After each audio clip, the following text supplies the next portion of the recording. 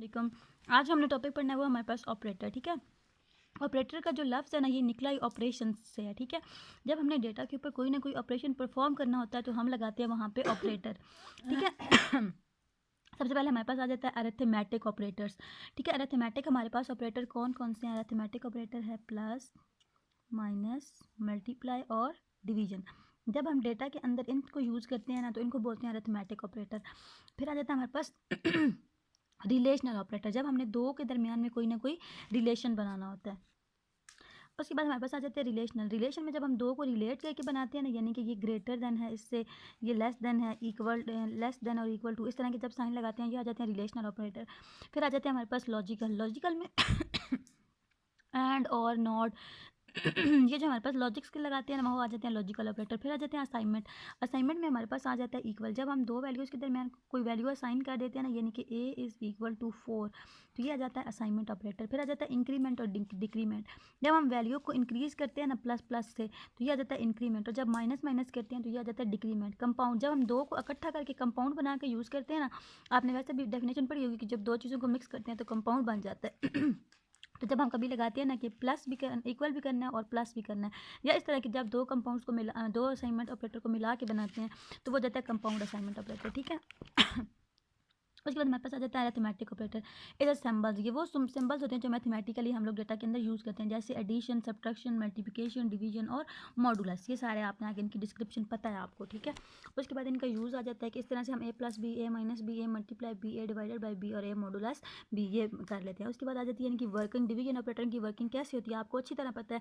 The manipulation of a division operator is different from each other operator. The result of division operator is always an integer if both are divisor and divided are integers. कि अगर दोनों integers होंगे, यानी कि 2 है और 4 है, तो उसका हमेशा आंसर क्या आएगा? इंटीजर ही आएगा। यानी कि 2 2 ज़ार 4 होता है तो 2 इसका आंसर आ जाएगा। The fractional part of the question is trench, कि जो फ्रैक्शन में आ जाता है वो क्या हो जाता है? ट्रंच्ड हो जाता है, निकल जाता है उसमें से। फिर आ जाता है हमारे पास एक्सप्रेशन। एक्सप्रेशन हमारे पास क्या होता है? A statement that evaluate to value is called expression. जो पूरा हमारे पास दो वैल्यूज़ मिलके जो कर रही होती है ना काम, वो आ जाता है एक expression. And expression give a single value. हमेशा जब भी, अब देखिए ना, ये एक्सप्रेशन है, ठीक है, 4 + 5, ये एक एक्सप्रेशन है, इसने आंसर हमेशा एक ही देना है, यानी कि 9, ठीक है। And expression consist of operators, इसमें एक ही ऑपरेटर लगाया, 4 एंड ऑपरेंड्स, और दो जिन पे ऊपर ऑपरेशन परफॉर्म हो रहा है, 4 और 5, ठीक है। तो बस यहाँ तक इसकी डेफिनेशन बहुत, और एग्जाम्पल बेशक यही कर रहे हैं। अच्छा, उसके आगे आ जाता है असाइनमेंट स्टेटमेंट, ठीक है, कि हम जब वैल्यू को असाइन कर रहे होते हैं तो क्या आ जाता है? A statement that assign a value to a variable is known as assignment operator. जब आप वैल्यू किसी को असाइन कर रहे होते हैं और इसके लिए आप इक्वल का साइन यूज़ करते हैं, तो इसके नीचे भी आप यही एग्जांपल कर लें कि a इज़ इक्वल टू 4, कि हमने a को 4 की वैल्यू असाइन कर दी है।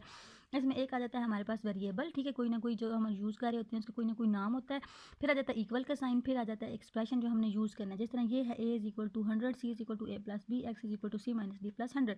ये इसकी एक एग्जांपल आ रही है कि हमने a को 100 की वैल्यू असाइन कर दी है, c को a प्लस b की वैल्यू असाइन कर दी और x को c माइनस d प्लस 10, यानी कि एक बड़ा सा एक्सप्रेशन आप बना दें जिस तरह से भी ये पूरा एज अ होल एक एक्सप्रेशन आ जाएगा। फिर हमारे पास आगे ये वाला टॉपिक आपने नहीं करना।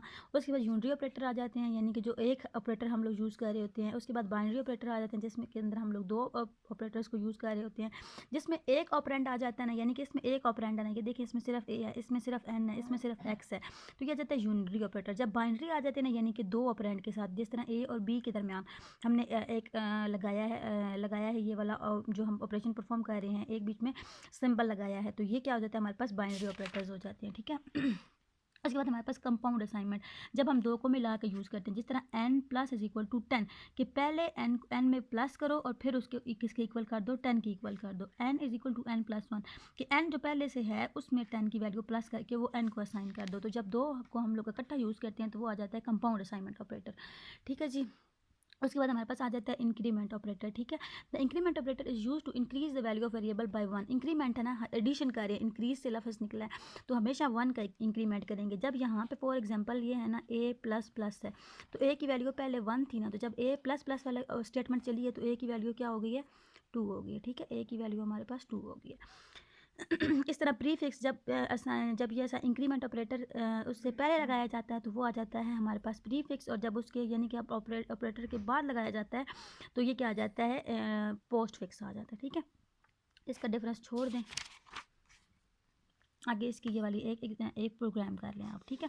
इसमें क्या होता है कि सबसे पहले आपने हैश इंक्लूड stdio.h करना है, canary.h करना है, ये आपको पता है लाइब्रेरी से ये हर बार इंक्लूड करनी है। वाइड मेन का फंक्शन लिखना है। इंट, अब इंटीजर टाइप के हमने 3 वेरिएबल बनाए हैं, 4 वेरिएबल बनाए हैं, ए बी एक्स और वाई। क्लियर स्क्रीन का आपने यहाँ पे यूज़ करना है कीवर्ड। अगर आप यूज़ करते हैं तो ठीक, नहीं करते कोई मसला नहीं है, ये सिर्फ स्क्रीन को क्लियर करने के लिए यूज़ होता है। A is equal to b is equal to x is equal to y is equal to 0, सबको हमने सबसे पहले क्या करवा दिया, 0। हम लोग इसलिए करवाते हैं ना कि अगर इसमें पहले से कोई वैल्यू स्टोर है तो वो 0 हो जाए। ए प्लस प्लस, ए पहले 0 था, अब ए क्या हो गया 1। B is equal to A, B भी क्या हो गया 1। एक्स प्लस प्लस, एक्स में भी एक का इजाफा हो गया, एक्स क्या हो गया, पहले 0 था अब 1। Y is equal to X, Y पहले 0 था अब क्या हो गया 1, क्योंकि एक्स 1 हो गया। अब हमने प्रिंट करवाना है स्क्रीन के ऊपर, A is equal to print, ये परसेंटेज का साइन डाल के D back slash N, B is equal to percent slide D bash, यानी कि हमने इनको प्रिंट करवाया ए। आगे जब ये परसेंटेज का साइन यूज़ करके डी यूज़ कर दिया ना, ये हमने जो ऊपर डेटा स्टोर करवाया है ना उसको दिखाने के लिए उसका एड्रेस दिया यहाँ पे कि परसेंटेज डी जब यूज़ करेंगे तो जो ए के अंदर जो भी वैल्यू स्टोर है वो यहाँ पे आउटपुट में आ जाएगी। फिर आगे हमने बी को भी दिखा दिया, फिर आगे हमने एक्स और वाई को भी दिखा दिया, और गेट सी एच, यानी कि जब हमने प्रोग्राम एंड करना होता है तो हम गेट सी एच लगाते हैं ताकि हमारा पूरा प्रोग्राम क्लोज हो जाए और यहाँ पे हमारा प्रोग्राम एंड हो जाएगा। ये प्रोग्राम आपने लिखना भी है और इसको समझना भी है।